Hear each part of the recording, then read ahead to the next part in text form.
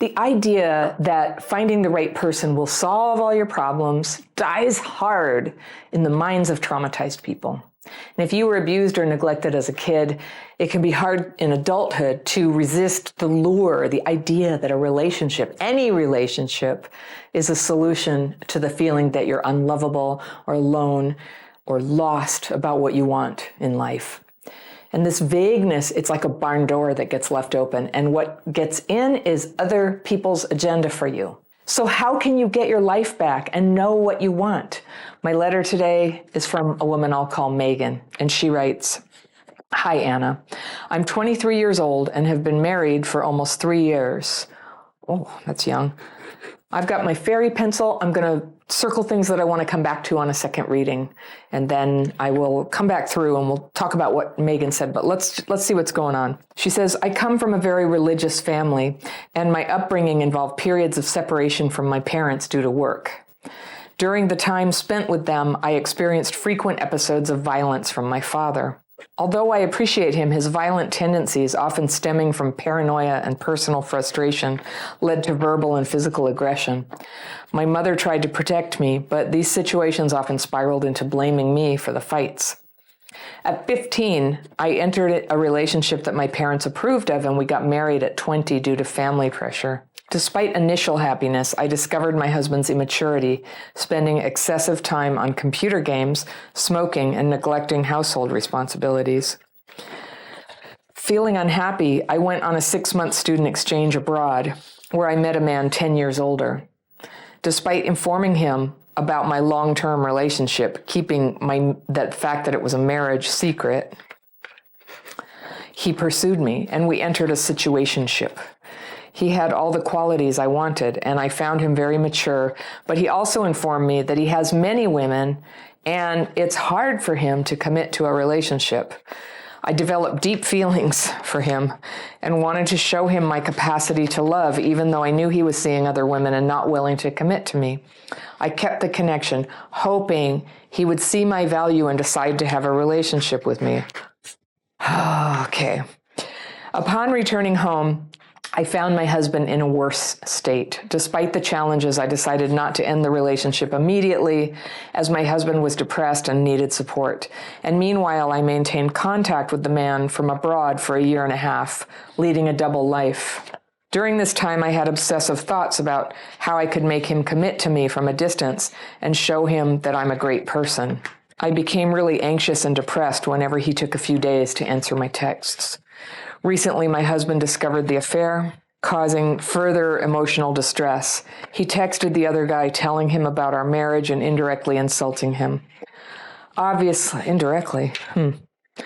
the older man decided to cut contact with me, and that's how my hope for a fairy tale relationship with him got cut off. And reality slapped me in the face, leaving me ashamed of myself and guilty for my lies, like I can't trust myself. Feeling lost and guilty, I can't concentrate on my studies or goals. My husband suggests giving our marriage another chance, but I no longer feel any attraction, even though he's a good-looking person, patient, and understanding of my struggles. He has many qualities, but I can't have romantic feelings toward him anymore. He is a safe space for me, and I can't truly be myself around him. I'm torn between leaving and staying to repair the relationship. I fear being alone, labeled damaged, and facing family judgment. I need your advice. Should I end the relationship, take time to heal and discover myself, or should I try to fix the current relationship? I'm confused about who I am and what I want, but I know I want to stop hurting people and be a better person. I'm sorry for everything I've done. Watching your videos, I discovered that I have many symptoms of CPTSD and emotional codependency. Very often I feel confused, lack trust in my discernment abilities, and experience a sense of loneliness and misunderstanding. I fear myself and life in general. I think I'm a really bad person, and I regret everything I did. I really hope you can help me. And that is from Megan. Okay, Megan, yeah, I think I can help. I'm sorry for all that you've gone through and all that now you're putting your husband through. It's really sad. But you know what? I think one of the big factor here that is setting this apart at a level of terribleness is the fact that you got married at 20 and you guys are not really in a marriage. You correctly identified your husband as somebody who's emotionally mature, but that is logical for his age. Occasionally, somebody in their very early 20s would know how to be a mature adult and, do all the household chores and be productive all the time. But, adolescence lasts a while. And what I'm reading here is that you guys are both still in adolescence. That's not uncommon. It doesn't mean you're terrible people. And especially because of the abuse that you grew up with, of course it's going to take some time for you to get your sea legs. So rushing in and moving in with a boyfriend would be something that somebody would do in their late teens, especially with CPTSD. And also trying to make a relationship with somebody and hiding who they really were and what they really wanted and trying to fit themselves to somebody who didn't really value them for anything but sex is also something people might experience in their early 20s. And, this stuff can all be something you learn from and take seriously and don't do again. It's sad. What I hear is that your husband is your friend. It sounds like he's your best friend. You care enough about him because he's struggling right now. And you bet he's struggling because it just sounds like your parents all pushed you into this lie. Was it to make it okay that you were having sex, maybe? I know that's a traditional thing to do, and I think there's a lot to be said toward waiting and taking sex very seriously and having commitment around it. I do think that's important, but you can't manufacture commitment just because people are having sex. And it turns out like this, where people end up having to, their problems come to the surface anyway, and at least you don't have kids yet. So what I'm hearing here, we can talk about your husband, but Megan, let's talk about you because you're asking about you. I just see a lot of points here where your emotional maturity is not at a point where you're really aware of how your behavior affects somebody else. What you're seeking here from this, in a way, somebody who's completely emotionally unavailable, who's just going to have sex with you as well as a lot of other people, that's kind of safe if you want to avoid any kind of intimacy. And that's I recommend that you right now cut off all contact with this person and start to get very serious about severing ties. Luckily, he's not contacting you right now. But this sort of man is, or woman, this is not just like a man thing, but people who like to use other people for sex, he has been honest with you. That doesn't make it okay. The thing where you told him you had a long-term commitment, but you wouldn't say you were married, I think that's a sign that you're not married. You're actually, you had to do this thing that people do, that we do, we get married, but you never really made that commitment. It's not happening. You're not expressing it. And just as a person much older than you who's had a chance to work out all this stuff through the hard way, and then to be married now, it's a really different thing, that you're married. The time that you're most married is when you're the most fed up with being married, the way you hang in there and you stay with it. I'm hearing that you have a lot of longing. You have a lot of willingness to divide yourself.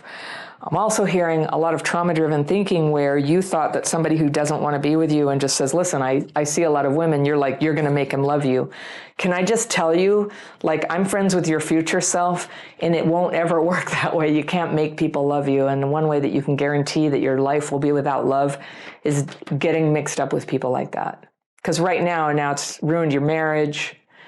You're not going to get love from him, and all your emotional energy is pouring into this dead end here instead of either your two possible options are salvaging your marriage. That's possible. I'm not sure it'll work.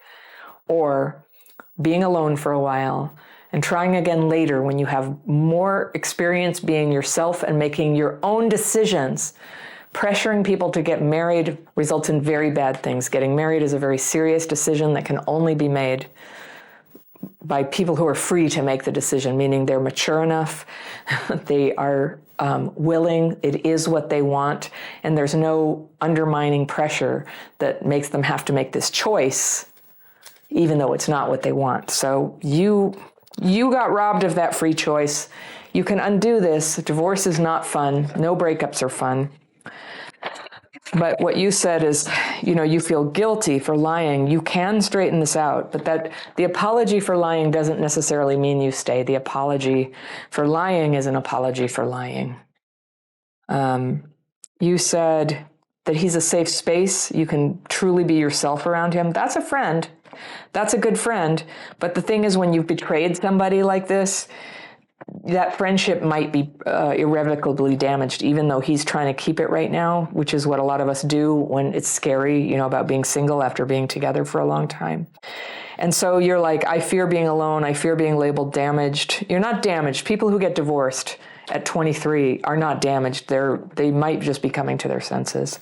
And facing family judgment. Yeah, it sounds like you're going to get family judgment no matter what you do. So why don't we set that aside? Because you are a grown woman and you make your own decisions, and only your own decisions are going to hold for you, are going to make you happy and result in you with the capacity to give real love to another person. I would like you to think more about your husband's feelings. That's what I'm going to suggest. You're thinking about you being alone and damaged and facing family judgment. He's going to go through that too, and he didn't ask for it. And so, as you think about what to do, I would really put on the table, how can you consider his feelings? I think you might end up having to have a separation for some time, like not friends, not hanging out for discernment. I don't know. What I would recommend for the two of you is that you go to couples counseling. You're young, that may be very expensive for you to do, but you guys deserve a chance to talk honestly about what happened so that you can get some clarity with both people in the room. Like right now, I'm just talking to you. I don't have his side of the story. And because of somebody who's been a friend of yours since you were 15 is a very precious thing. It's a big thing to throw it away. But when you say you're not going to have romantic feelings or be attracted to him ever again, I think it's not a marriage. I think it's not. And you want to stop hurting people and you want to be a better person. So when you do that, it's probably going to involve some self-sacrifice. You will have to be alone for a while. And I encourage you, do not go rushing into another relationship, and don't use this fake guy on the thing you went on, don't use that as your fantasy escape from this. It's not going to give you what you want. What you need is you. You need sovereignty over yourself. You need to become whole and to know your own mind and to be able to start making choices about who gets into your life based on, does it harmonize with you being the best person you can be? If you're watching this and you're thinking that maybe trauma from your past has affected your relationship life, I've got a quiz for you. It's a dating and relationship quiz, and you can download it for free right here, and I will see you very soon.